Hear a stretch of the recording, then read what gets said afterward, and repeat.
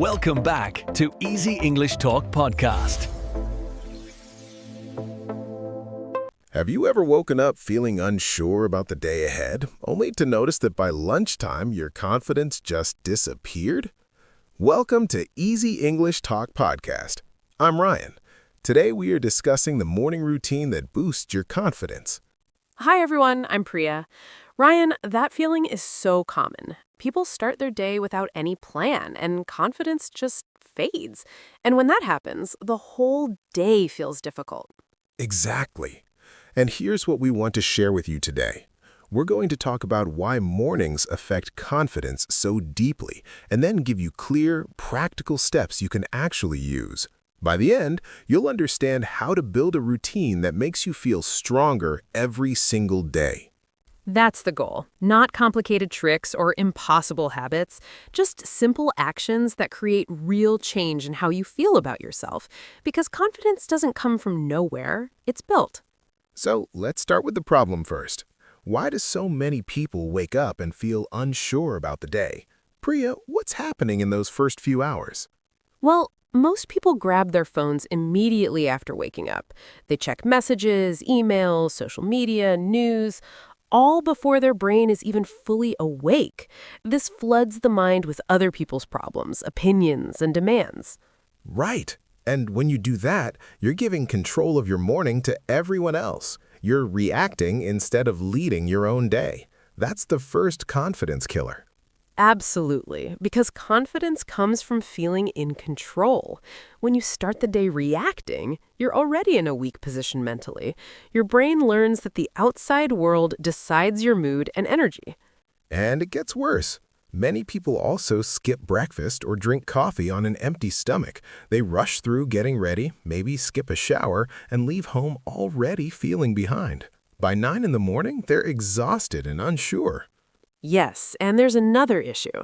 People don't give themselves any quiet time. They move from bed to chaos without a single moment of stillness or thought. The brain never gets a chance to prepare or focus. So the real problem is this. Mornings are treated as something to survive, not something to use. People think confidence just happens naturally, but it doesn't. It's built through intentional actions, especially in the morning. And when there's no routine, there's no foundation. Confidence needs structure. It needs repeated actions that prove to your brain, I'm capable, I'm in control. Without that, you start every day from zero. Exactly. So now that we understand the problem, let's talk about solutions. What does a confidence-boosting morning routine actually look like? Let's start with the very first action of the day. The first rule is simple. Do not touch your phone for at least 30 minutes after waking up. This is non-negotiable. Your phone is designed to take your attention and scatter it everywhere. You need those first 30 minutes to belong only to you. I love that. And what should someone do instead during that time? Just lie in bed, or is there something more intentional? What's the next step? Great question. After you wake up, sit up slowly and take 5 deep breaths. Just breathe in for 4 counts, hold for 4, breathe out for 4. This tells your nervous system, we're calm, we're safe, we're starting well.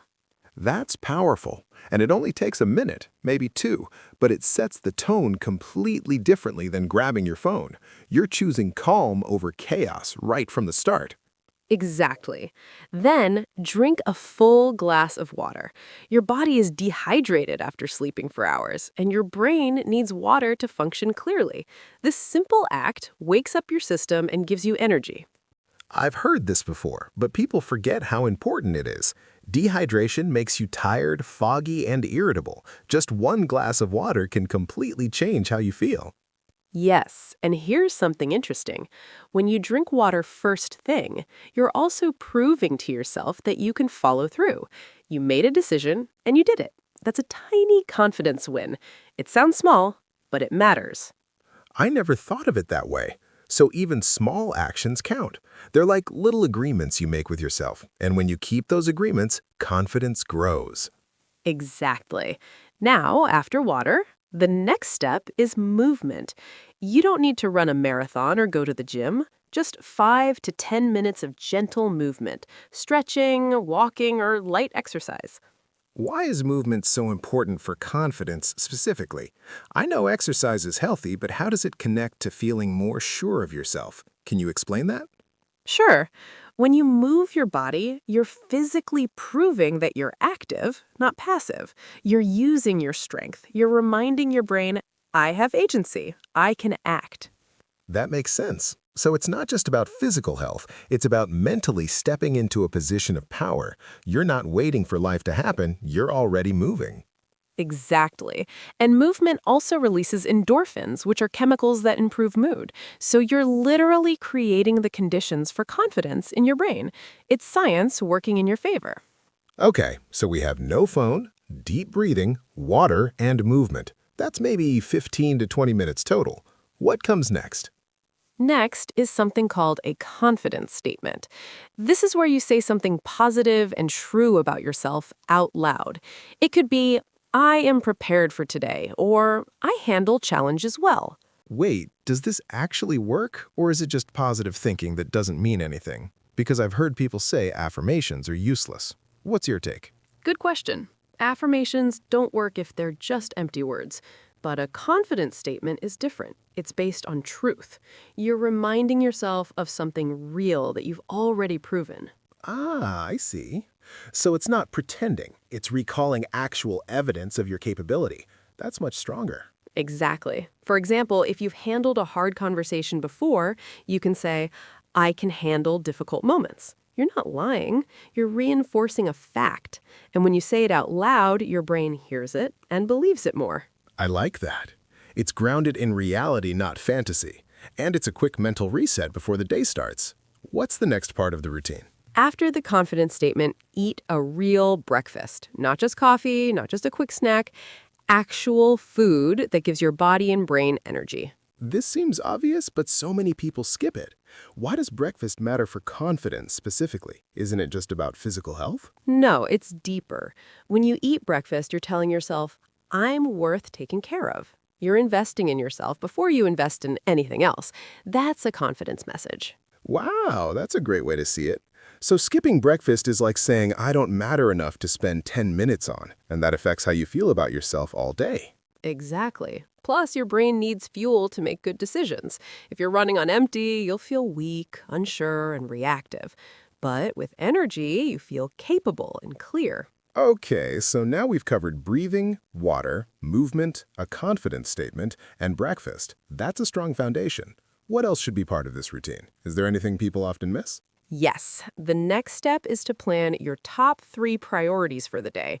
Not a huge to-do list, just 3 things. This creates focus and direction. Why only 3? Why not just write everything down? Doesn't that help you stay organized and on track? What's the reason for limiting it? Because too many tasks create overwhelm. When you have 20 things to do, you feel stressed before you even start. But with 3 clear priorities, you feel confident that the day is manageable. That's smart. And when you complete those 3 things, you feel accomplished. Even if other stuff doesn't get done, you hit your main goals. That builds confidence throughout the day. Exactly. And here's the trick. Write those 3 priorities by hand, not on your phone. There's something powerful about physically writing your goals. It makes them more real and more connected to you. I've heard that before. Writing by hand activates different parts of the brain. It's more intentional than just typing, so it reinforces commitment. Yes. And once you've written your 3 priorities, take a moment to visualize completing them. Picture yourself finishing each task successfully. This primes your brain for success. Visualization is huge.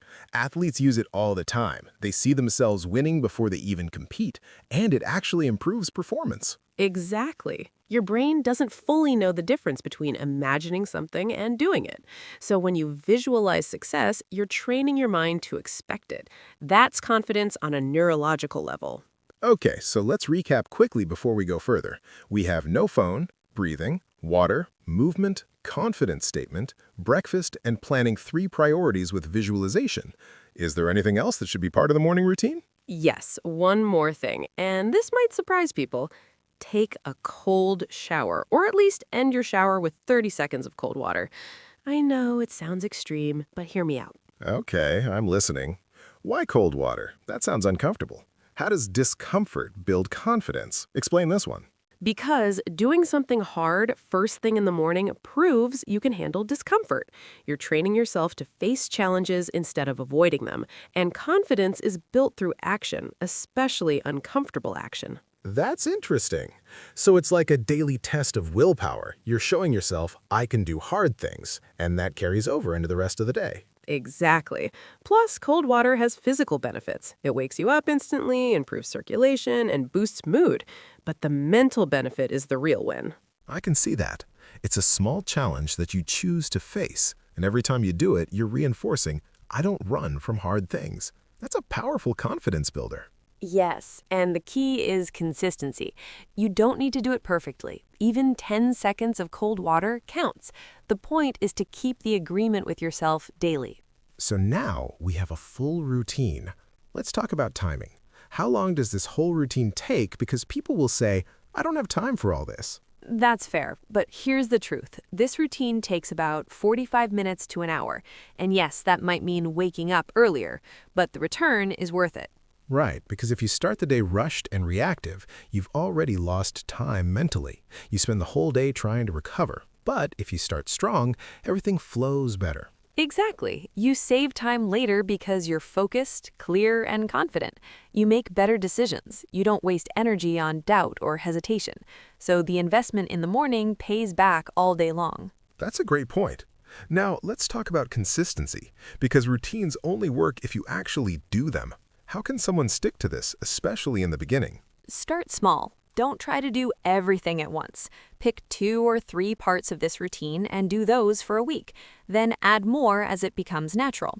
So it's about building habits gradually, not changing everything overnight. That makes it less overwhelming and more sustainable long term. Exactly. And track it. Use a simple checklist or journal. Every day you complete the routine, mark it down. Seeing progress builds confidence too. I love that, because then you're not just doing the routine, you're also seeing proof that you can commit to something. That's confidence evidence right there. Yes, and here's something important. Don't aim for perfection. Some days you'll miss parts of the routine. That's okay. What matters is coming back to it the next day. Right. Confidence isn't about being perfect. It's about being consistent and forgiving yourself when you slip. That's actually a mature, strong mindset. Exactly.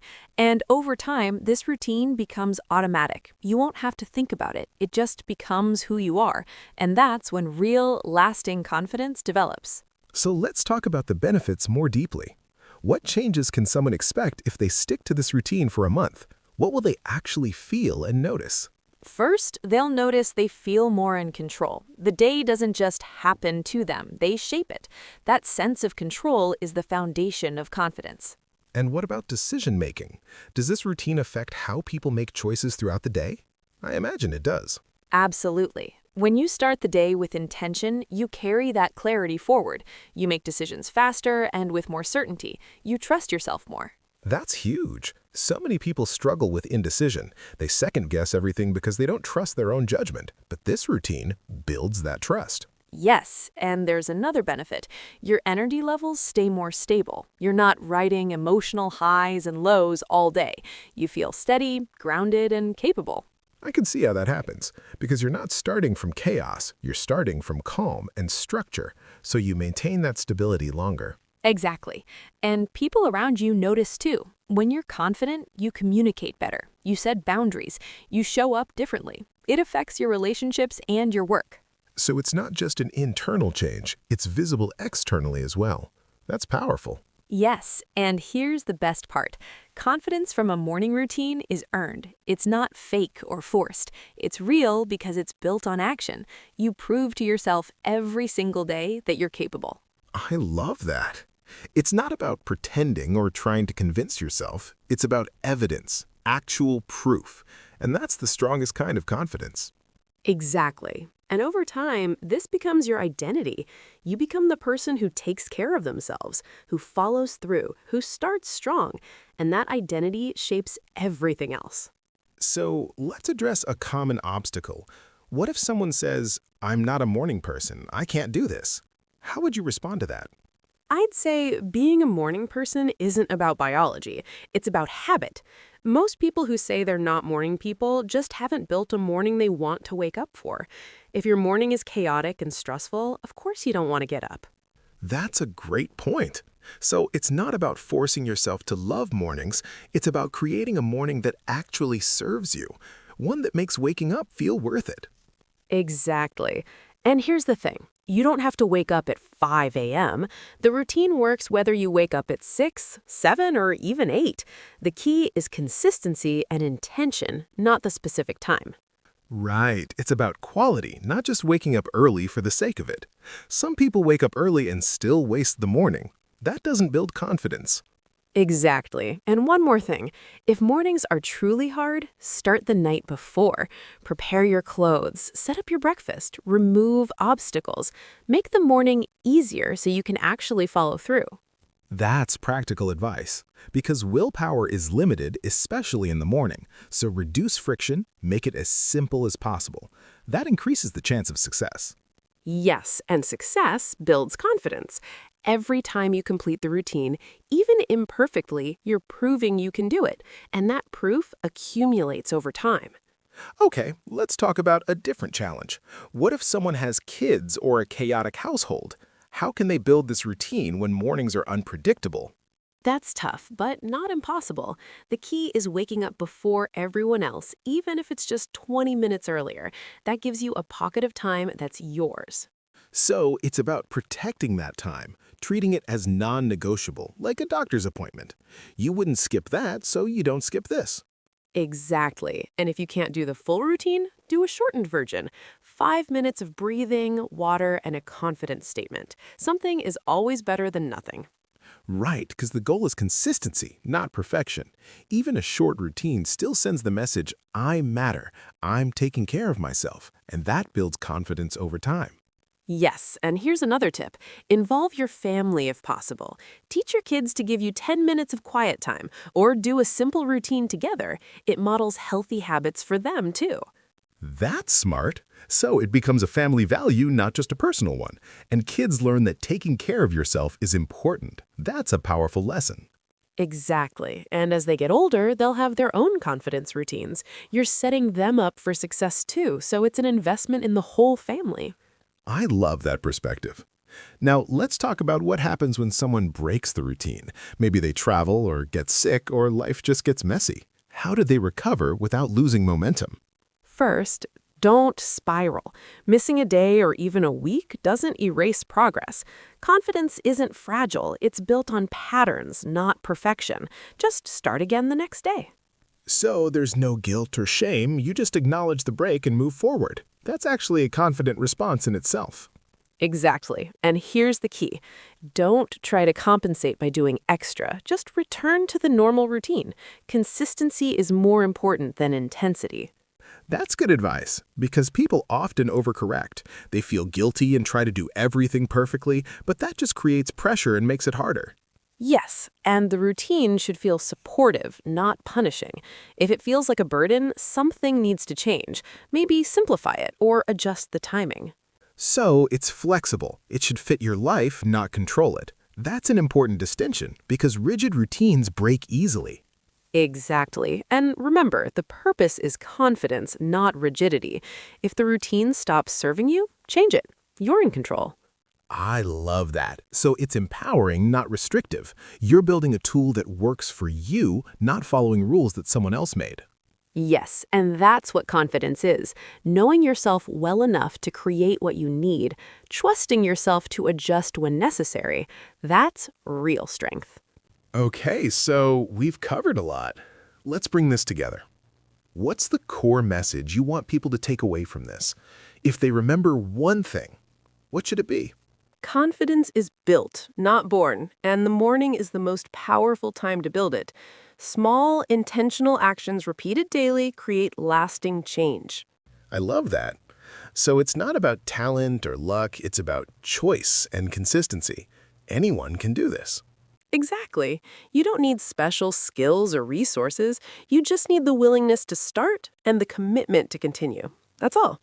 And the results speak for themselves.